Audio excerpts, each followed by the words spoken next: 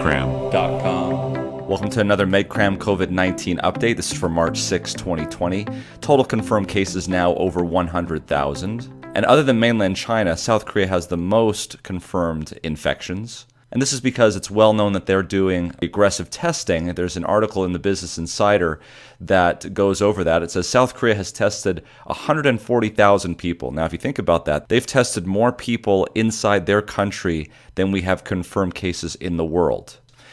That could explain why its death rate is just 0.6%, far lower than in China or in the United States. And there's a nice article here from Bloomberg talking about the virus testing blitz.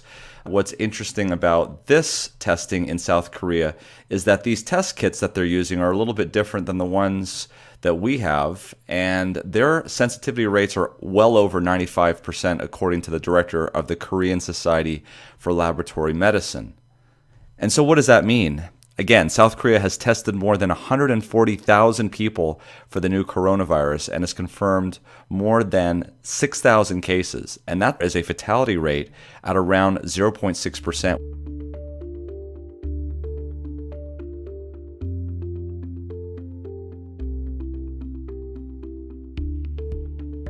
This suggests that, as many health experts have predicted, the virus's fatality rate seems to decrease as more cases are reported. And this is just mathematics, right? As the denominator of a fraction increases, the value of that ratio drops. In the US, by contrast, we've only tested about 1,500 people, and there's been 221 confirmed cases and 12 deaths, suggesting a death rate of 5%. Of course, we know that there's a number of people out there that are positive for coronavirus that we just haven't picked up. And that's because our testing capacity has been limited, and that's been reported because our CDC decided to go along with a different test kit, which was flawed in many ways, and that has caused delay. The good news, though, is that a lot of testing is going to be coming online in the next couple of weeks, and should see the number of cases going up, yes, but it should show mathematically that the fatality rate should also drop. So I think right now, as of March 6th, the best example that we have of how this virus is behaving is South Korea, because they've done aggressive testing and they have a relatively modern healthcare delivery system, very similar to that here in the United States. And we'll put the links to these articles in the description below. So I've got a lot of requests out there to talk about the new medication that's undergoing trials, like remdesivir, and also vitamin supplements and, for instance, zinc, which we'll talk about shortly. To be able to understand how all of these things are affecting how the virus infects or replicates in the body, you're going to have some basic understanding of molecular biology. So bear with me over the next 10 to 15 minutes as we talk about the pathophysiology and the molecular biology of how coronavirus infect human cells. Now, in terms of nomenclature, remember that coronavirus is a family of viruses, and that family of viruses belong to a bigger group of viruses called nidoviruses. So you might see that term as well. I'm going to walk you through now exactly what happens with COVID-19 infection by the SARS-CoV-2 virus. We've got a cell. This side is the inside of the cell, and this is outside. And here we have the nucleus. And this is called the cytoplasm. The nucleus has a double-stranded set of DNA, which is deoxyribonucleic acid. And this holds all of the instructions for all of the proteins and structures and things in the cell. This is, in fact, the organism's genome. Now, what occurs next is something called transcription. And transcription is the copying of that DNA code into a single-stranded RNA code. And again, that's known as transcription. Now, that RNA molecule leaves the nucleus and goes into the cytoplasm, where it has a special modification that is made to it. And this special modification tells the cell that it's ready to be translated into a protein. And that is something called a 5' cap and a poly A tail. In other words, a lot of A's at the end. Now, when that occurs, there's something called ribosomes. There's a large subunit ribosome and a small subunit ribosome. And that ribosome reads the code as it goes down from the 5' end to the 3' end. And as it reads the nucleotides 3 at a time, it comes up with a code that when those 3 letters are lined up, it means that there's a specific amino acid that has to be placed on there. And that uses tRNA, et cetera, But the byproduct of that is you get a protein coming out of the ribosome. And of course, this protein is not made up of nucleotides. This protein is made up of amino acids. So this is a protein. And this is called translation. So that's the difference between transcription, which is going from a nucleotide to a nucleotide, and translation, when you go from a nucleotide to amino acids to make a protein. And this is really what everything is made up of, is protein. Proteins have different structures. Proteins can be made into enzymes. Proteins can be made into all sorts of things in the cell. And that is what the cell does. And the codes for all of these proteins are included in the DNA. So this is really the central dogma of molecular biology. So now let's bring in the virin. I'm drawing lines here, but you should be aware that the outside of this cell is something called a lipid bilayer. And actually, the nucleus is a double layer of a bilayer, which we don't have to worry about. But if you were to look at this very carefully, there would be a hydrophilic layer on the bottom and the top, and in the middle, it would be lipophilic. So it's known as a lipid bilayer. Well, guess what? This virus also is made up of a lipid bilayer. And it has a hydrophilic side on the outside, and it has a lipophilic on the inside. So it looks very similar. This is the reason why you can destroy viruses with detergents. Detergents can break that up. This virus has proteins. Specifically, we'll talk about the coronavirus, since that's what we are concerned about. And there are proteins that are embedded in this lipid bilayer. And this protein that I'm drawing here right now is called the S protein, and it goes all the way through the lipid membrane. Now, there are other proteins in there. For instance, there are M proteins. There are also E proteins, and they all have their specific function of structure to keep this virus intact. And then what's inside is the genome. It's a tightly packed, very large RNA genome, and it's bound with N proteins. So there's N proteins all through here binding the RNA molecule. So you've got S proteins that help bind at the end here. They are going to dock with cells. You have an E protein, which is a membrane inside of the bilipid membrane layer. You have a M protein, which is a protein also in the membrane. You have N proteins, which help bind it. So all of these are proteins that have to be coded by something. Then, of course, you have the RNA. And that's key here, is understanding that coronavirus is an RNA virus. So in this situation, we have a receptor on the surface of the human cell here, which is known as the ACE2 receptor, or ACE2 protein. This S protein fits perfectly into that ACE2 and binds to it. And so when one of these comes and binds, what you get at that point looks something similar to this. And you can see here that all of the viral contents comes into the cytoplasm. Well, let's redraw this RNA molecule from the virus, and you'll start to see something very astounding. That's right. It's an RNA, and it has a 5' cap, and it has a poly A tail, just exactly as we have our messenger RNA ready for translation. Also notice that the cell incorporates the viral envelope as part of its outer membrane. And so as a result of that, these S proteins that were there initially now become part of the cellular membrane, marking it potentially for cellular destruction.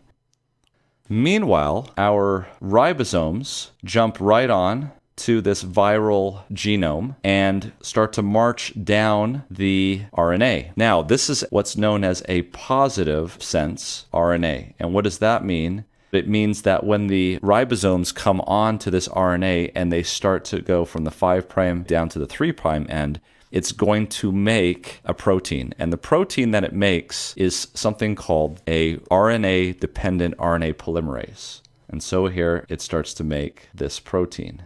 And there it is. And that's abbreviated RNA-dependent RNA polymerase, otherwise known as a replicase.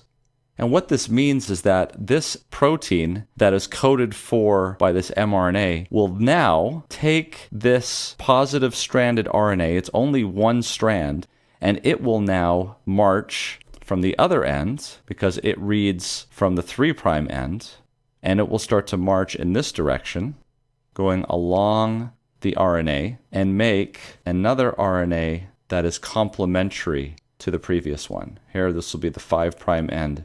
This will be the 3' end. And of course, this is going to be complementary to the original, so this will be a negative stranded RNA. But guess what? This RDRP is then going to come onto this one and start over on this side, and it's going to read down this way, and the product of that is going to be the original viral genome. And so you can see here that this RNA replicase is going to be making more and more RNAs so that they can package these into new virons that this cell is going to be making so it can make more virus. And now the part that really blows me away, when this RNA-dependent RNA polymerase starts to go back on again, and it starts to do this, sometimes it doesn't reach right at the end. Sometimes it reaches from here and will only copy this part. And so you'll get a shorter RNA.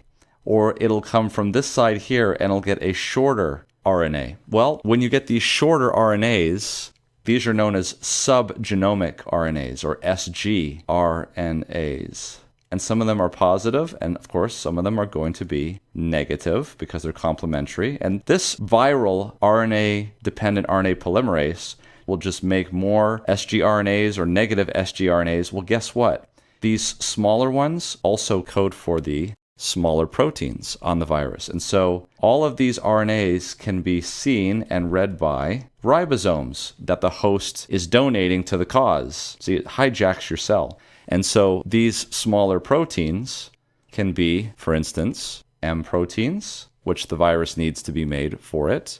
And it can also be E proteins. And so the virus comes into the cell, and the key here that you have to understand is it gives up its RNA into the cell, and it's ready-made for the ribosomes of the cell to make this protein right here called RNA-dependent RNA polymerase. Anything that ends in an ACE is an enzyme, and it tells you what it does. It's an RNA-dependent, which means it reads RNA, and it makes more RNA. That's what a polymerase is. It puts the little nucleotides together into a long chain with little beads. And that information helps tell the ribosomes, instead of making the proteins that your cell needs to make, it makes the protein that the virus wants to make, and it does it in this very clever way. So the question is, how can we interrupt this? Because what happens after this is some of these ribosomes are floating around in the cytoplasm, but some of these ribosomes are actually attached to a membrane which is contiguous with this outer membrane. And so they can insert all of those proteins just like they want, and then the reverse of what happened here at the beginning occurs, where these things bud off and little viruses get packaged and they go off. That's how one viron is able to go into one human being and millions of viruses come out. It's because it hijacks the molecular biology of the cells. And it happens to be that these ACE2 receptors are, generally speaking, in the lower portion of your respiratory tract. With all of these cellular outer membranes, with all of these foreign proteins, you know the immune system is going to start attacking these cells. And that's what happens with these lower respiratory cells. They become inflamed, they leak fluid, and that's what causes the pneumonia and the respiratory failure. So let's think about this. What would happen if we could somehow inhibit this nasty enzyme called RNA-dependent RNA polymerase? Well, as it turns out, there is something that can be done. There was some in vitro. In vitro means in a petri dish experiments that were done that showed that the molecule zinc was able to inhibit this RNA-dependent RNA polymerase. But how did they get the zinc into the cell? They did it through a little poron that allowed zinc to come into the cell in higher concentrations than it would normally have done. So how did that work? Let's take a look at it and see what happened in that situation. So here's an article that was published in 2010. Zinc inhibits coronavirus and arteriavirus RNA polymerase activity in vitro, and zinc ionophores block the replication of these viruses in cell culture. So here's that enzyme we were talking about, RNA polymerase, that nasty enzyme that is coded for by the RNA genome that goes directly into the cell. So let's look at this abstract. It talks about using something called PT, which is a zinc ionophore that allows zinc to come into the cell in higher concentrations. They also used the actual virus SARS-CoV, which is not COVID-19 virus, but in fact the one that was seen in 2002, but is very closely related to the virus that we're seeing today and also binds to the same receptor ACE2. It did show that zinc was found to block the initiation step of RNA synthesis.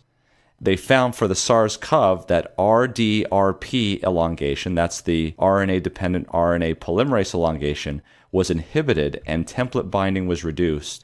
When they went ahead and bound the zinc with EDTA, which is a binding substrate, they noticed that this inhibitory effect was reversed. In other words, showing conclusively that it was the zinc that was slowing it down. And here our author summary reinforces what we just learned about the coronavirus. They say that positive stranded RNAs, which is exactly what the coronavirus is, include many important pathogens. They have evolved a variety of replication strategies, but are unified in the fact that an RNA-dependent RNA polymerase, that's the thing that we showed, functions as the core enzyme of their RNA synthesizing machinery. Nothing else can work unless you have this RDRP working to make more RNA molecules. And they show you that this is a crucial function and that they're key targets for antiviral research. Increased intracellular zinc concentrations are known to effectively impair replication of a number of RNA viruses by interfering with the correct proteolytic processing of viral polyproteins. Here we not only show that corona and arteriovirus replication can be inhibited by increased zinc levels, but also demonstrate that this effect may be based on direct inhibition of RDRPs. Here's a really telling figure. Here we have an increasing concentration here on the x-axis, and here we're looking at RNA1, which is the product of the RNA-dependent RNA polymerase. And we can see here that when there's a zero concentration of zinc, the virus can basically do what it wants. But as we start to increase the concentration of zinc, you can see that that quickly diminishes, and the RNA-dependent RNA polymerase can no longer do what it wants to do. So in summary, what they found was that the combination of zinc ions and then a way to get those zinc ions into the cell with a zinc ionophore PT effectively inhibits nidovirus replication in cell culture. This may be a novel solution for inhibiting the RDRPS of SARS-CoV in the future. Of course, the issue is how do you get the zinc into the cells? This is a really far cry to saying that just taking zinc lozenges is going to protect you from having coronavirus, because as we know, there are no randomized trials looking at zinc in coronavirus, especially the current one, because there are no randomized trials involved with this coronavirus at all. So can we say that taking zinc supplements is going to help you with coronavirus? No, we can't say that. We can't say what the appropriate dose is. We can't even say that taking oral zinc is going to increase your intracellular concentration of zinc. But we can say that if you're deficient in zinc, then you're probably going to be deficient intracellularly. And so it behooves you to make sure that you're not deficient in zinc. And it really opens up more questions that should be answered by more studies. The nice thing about zinc, of course, is that it's a water-soluble compound, and it's going to be difficult to overdose on zinc, unlike your fat-soluble vitamins like vitamin A, D, E, etc. So getting back to the life cycle of the coronavirus, the other thing that is an area of potential attack would be this ACE2 receptor, which we will cover in later updates. Thank you for joining us.